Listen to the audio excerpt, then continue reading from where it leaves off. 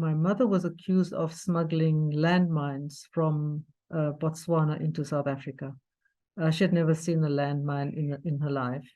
and maybe my sister, well, the two of them were released, and my sister then had to stand trial. So there were all kinds of things, harboring a terrorist, and all of those things. After, when they were arrested, the police messed up the house, of course. They broke the ceiling, went into the ceiling looking for arms, went under the beds, and also in the kitchen. They destroyed all the groceries, sugar and milk and tea and spices and everything else. They just threw on the floor and messed up the whole place, deliberately so.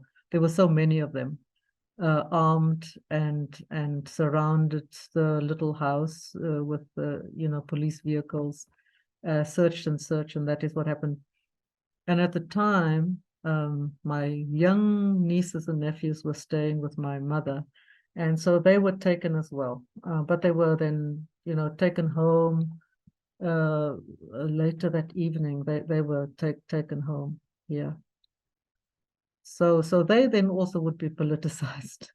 To see your grandmother being roughed up, to see your aunties being roughed up, taken away and put in prison and not being in touch with them. So it's been difficult, and we didn't know whether what condition they were in, whether they were dead or alive.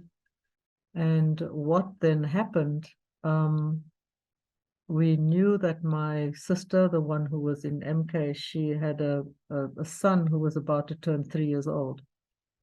And we were worried about her emotional well-being, whether the son is okay, whether everyone is okay. And we actually applied for the son to go into prison to see his mother, for us an indication that A, she's still alive, and 2, it will really improve her emotional well-being, because people commit suicide, they do all kinds of strange things. So this was a desperate measure, a desperate act on our side.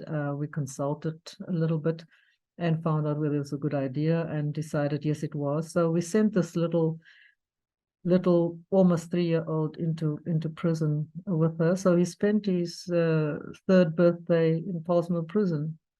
And of course, she had no resources, played games with him. It helped her survive, I think.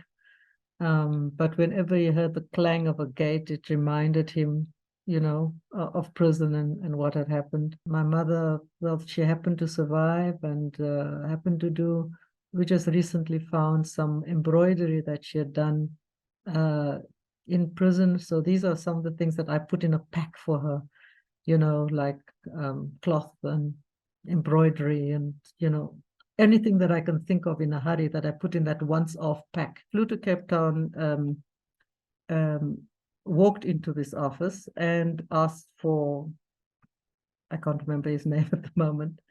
And they said, oh, no, he's not available. He's upstairs. Who are you? But they also got a fright because my sister looks like me, and they thought they were seeing double. And they didn't know what was going on, because A, she was in prison and they were supposed to be looking for me, and what was that? And so, yeah, I walked in to the security police office.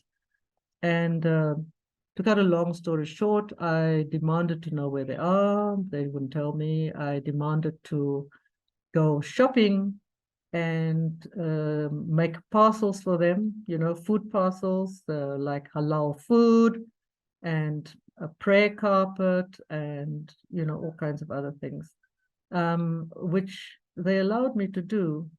But while I was there were other families outside, and they wouldn't let them in, and the families were there for weeks on end already. And I opened the door and I let them all in. Small reception office. I let them in and I let them sit down.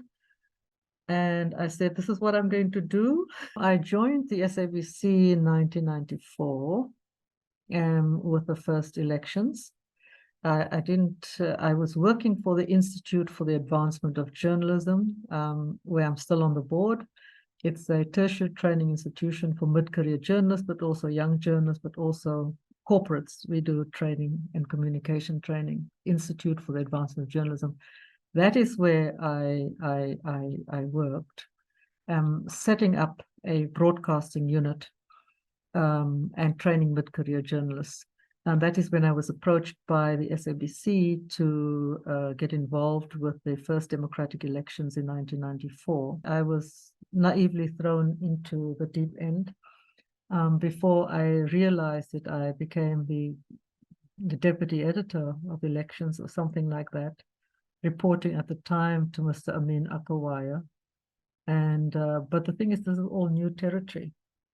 It's all new territory, and I just really went with my gut feel when I asked questions. We had to change the narrative. You know, we had to let's hear the voices of ordinary people and not policemen and the minister said officials in grey uniforms or officials in uniforms only let the people speak. So this was part of the transformation process that I'm very proud that I was part of